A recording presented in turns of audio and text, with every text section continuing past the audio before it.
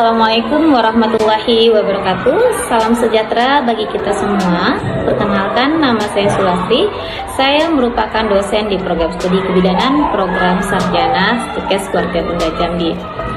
Saya ditetapkan menjadi dosen di Stikes Keluarga Bunda Jambi pada tahun 2015. Saya sebagai dosen tentunya dituntut untuk memenuhi semua kewajiban untuk melaksanakan tridharma yang terdiri dari pendidikan, penelitian, dan pengabdian kepada masyarakat. Di sini saya mengampu mata kuliah Kesehatan Reproduksi Perempuan pada semester 5 dengan bobot SKS adalah sebanyak 3 SKS dan dengan jumlah pertemuan sebanyak 16 kali pertemuan. Mata kuliah ini merupakan salah satu mata kuliah wajib di program studi kebidanan program sarjana.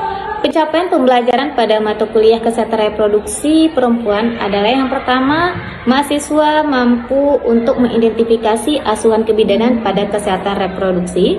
Kemudian yang kedua, mahasiswa diharapkan untuk menguasai tindakan yang dibutuhkan pada kesehatan reproduksi perempuan. Kemudian mampu melakukan manajemen asuhan kebidanan reproduksi perempuan, serta mahasiswa dituntut untuk aktif dalam belajar. Selain memberikan materi dalam metode ceramah, juga saya memberikan tugas kelompok sesuai dengan tema pertemuan yang akan datang. Kemudian setelah itu kelompok menyajikan atau mempresentasikan metode pembelajaran yang saya lakukan adalah metode SCL.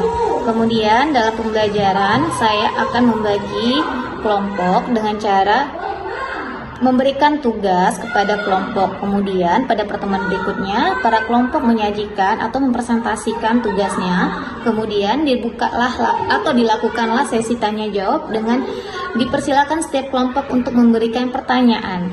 Adapun tujuan dari sesi tanya jawab adalah agar mahasiswa dapat memberikan umpan balik pada materi tersebut. Kemudian metode ini bertujuan untuk mengharapkan mahasiswa lebih mudah memahami serta melatih mahasiswa untuk berpikir secara kritis. Kemudian sistem evaluasi pembelajaran dan dari nilai yang saya ambil adalah yang pertama itu adalah keaktifan itu sebanyak 15%, kemudian perilaku dan sikap sebanyak 20%, tugas 25%, kemudian untuk UTS atau ujian tengah semester 25% dan ujian akhir semester adalah sebanyak 50%. Kemudian hasil evaluasi pada akhir pembelajaran ataupun pada akhir semester itu disampaikan kepada mahasiswa. Kemudian jika mahasiswa ada yang mendapatkan nilai yang tidak memenuhi tanda kelulusan, maka mahasiswa tersebut diberi kesempatan untuk melakukan perbaikan nilai pada dosen penggampu mata kuliah dengan mengikuti remedial yang telah dengan sesuai. Maka saksikanlah video berikut. Assalamualaikum warahmatullahi wabarakatuh. Waalaikumsalam.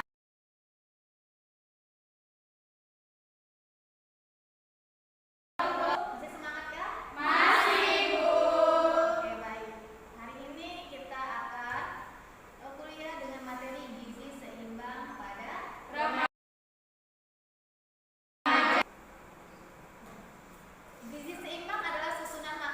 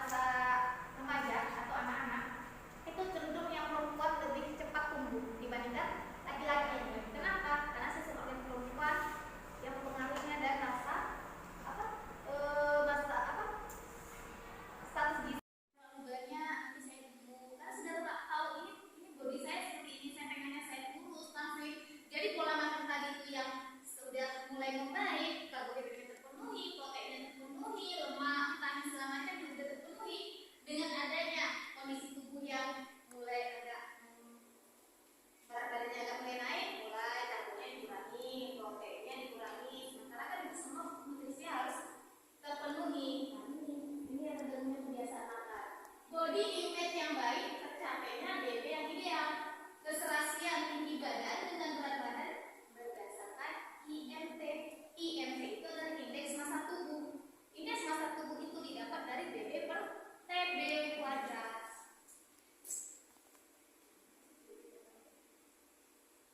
Itu benar lagi BB IMT BB per TB. Artikan dulu.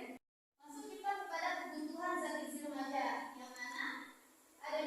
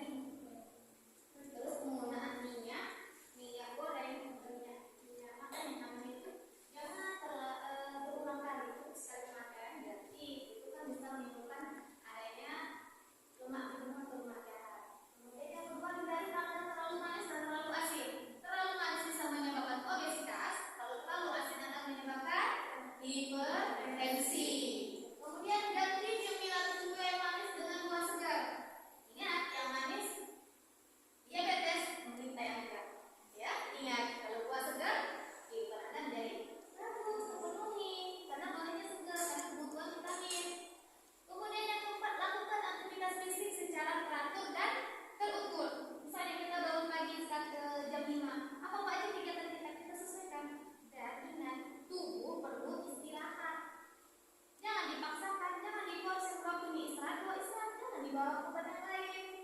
Ya, apalagi kalian anak kesehatan.